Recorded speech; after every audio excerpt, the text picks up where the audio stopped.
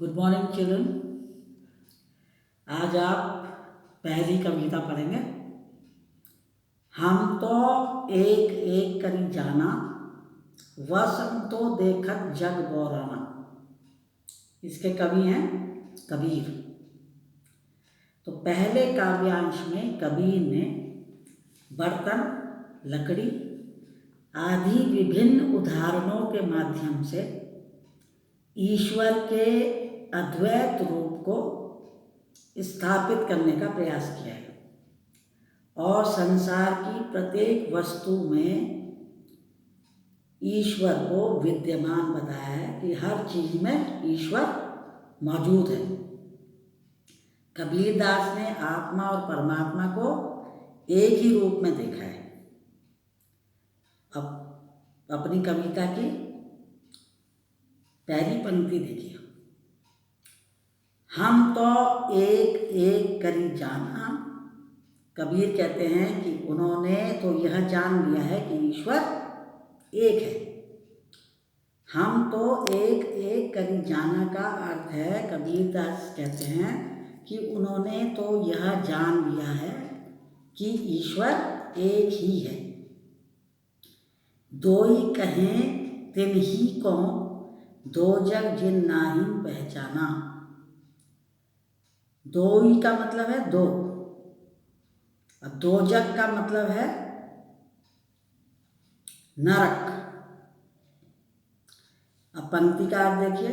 जो लोग ईश्वर के आत्मा और परमात्मा, जीव और ब्रह्म, हम जीव हैं और हमारे अंदर ईश्वर वास करता है, तो आत्मा और परमात्मा, जीव और ब्रह्म आदि अलग अलग अस्तित्वों को मानते हैं। जो लोग ईश्वर को दो रूप में मानते हैं, आत्मा परमात्मा, जीव ब्रह्म, इन दोनों अस्तित्वों को जो दो दो रूप में मानते हैं ईश्वर को, अर्थात उसके दो रूप मानते हैं, उन्होंने वास्तव में ईश्वर को नहीं पहचाना।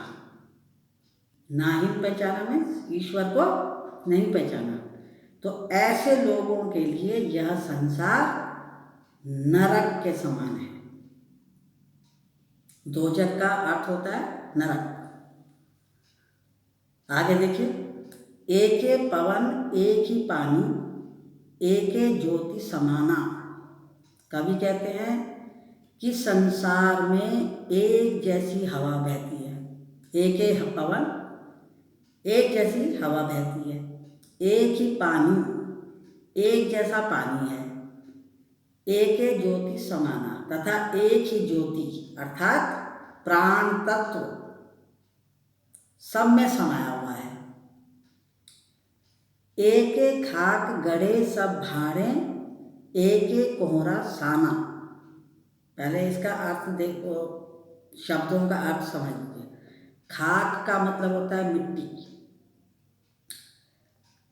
और भाणे का मतलब होता है बर्तन, और कोहरा का मतलब होता है कुम्हार, जो मिट्टी के बर्तन बनाता है। जिस प्रकार कुम्हार एक ही तरह की मिट्टी से सभी बर्तन बनाता है, चाहे उनकी आकृति अलग अलग होती है, उसी प्रकार ईश्वर ने मनुष्य के शरीर का निर्माण भी एक जैसे तत्वों से ही किया है। भले ही हर मनुष्य का आकार, प्रकार या स्वरूप भिन्न भिन्न दिखाई देता है।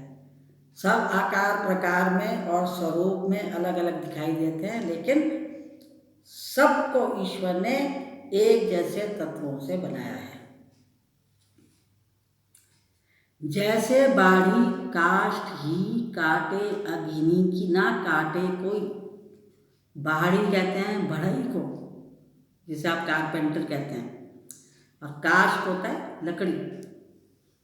तो जिस प्रकार बढ़ई लकड़ी को तो काट सकता है, अग्नि ना काटे कोई, लेकिन उस लकड़ी में छिपी हुई या निहित अग्नि अर्थात प्राण तत्व को नहीं काट सकता। एक बार और समझ लीजिए। जैसे बाड़ी काष्ठ ही काटे जिस प्रकार बढ़ई लकड़ी को तो काट सकता है, अग्नि ना काटे कोई, लेकिन उस लकड़ी में निहित अग्नि को या छिपी हुई अग्नि को, अर्थात अग्नि कहते प्राण तत्व को नहीं काट सकता। सब घटी अंतरी तू ही व्यापक धरे स्वरूपे सोई। घटी का अर्थ होता है वैसे घड़ा, लेकिन यहाँ पर घटी का अर्थ है हृदय। उसी प्रकार परमात्मा के सभी मनुष्यों के हृदय में समाये होने के कारण आत्मा अमर है। उसी प्रकार परमात्मा के सभी मनुष्यों के हृदय में समाये होने के कारण आत्मा अमर है। माया देखी के जगत लुभाना, काहे रे ना गरबाना। माया का अर्थ है सांसारिक माया, मोह। लुभाना का मतलब होता है मोहित होना, और गरबाना का मतलब है घमंड करना, अहंकार करना, गर्व करना। तो कवि कहते हैं कि मनुष्य सांसारिक माया जाल में फंसा हुआ है। वे मनुष्य को समझाते हुए कहते हैं कि हे मनुष्य, तू झूठी माया पर क्यों गर्व करता है, क्योंकि गर्व करना व्यर्थ है। निर्भय भया कछु नहीं व्यापे, कहे कबीर दीवाना। निर्भय का मतलब है जो निर्भय हो, बिना डर के हो, और दीवाना का मतलब है बैरागी, जिसे सांसारिक मोह माया से कोई मतलब नहीं होता।